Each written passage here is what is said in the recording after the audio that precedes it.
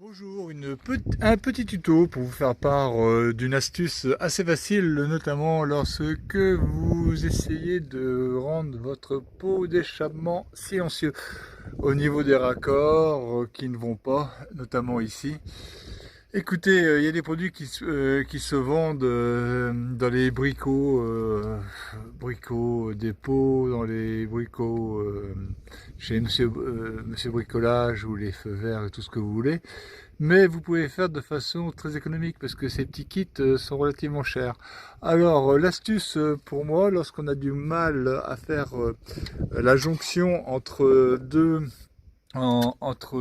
tuyaux, c'est de boire une bière et après avoir bu la bière, couper la canette de façon à récupérer l'emballage. Qu'on roule ensuite de l'autre côté si on ne veut pas laisser la marque apparente. Ensuite on la met à l'endroit qui fuyard et éventuellement pour faciliter la manip, on peut la prédisposer avec donc une bande aluminium adhésive qui se vend là pour le coup dans un magasin de bricolage. Bon, la bande adhésive ne suffit pas en elle-même, hein.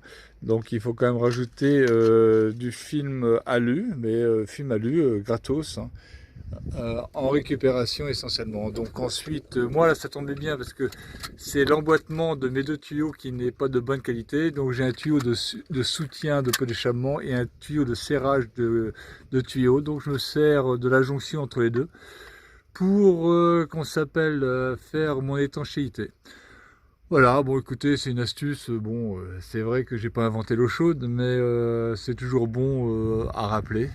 Et ça peut servir pour faire des réparations. Ensuite, bon, éventuellement, si c'est pour passer au contrôle technique, vous pouvez tout à fait mettre une feuille d'aluminium et la coller avec la bande adhésive si vous en avez trop rien à faire de la durée de vie.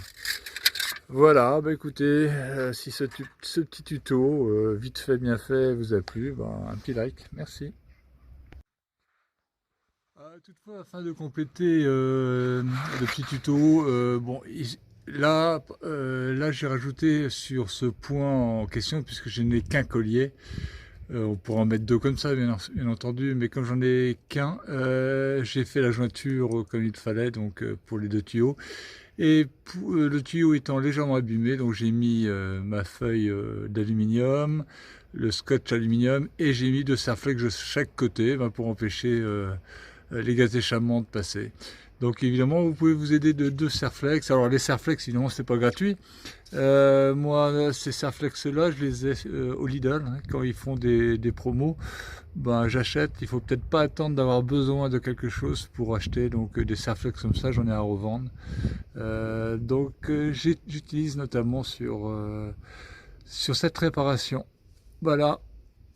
Si ça peut vous aider, je suis content. Bye.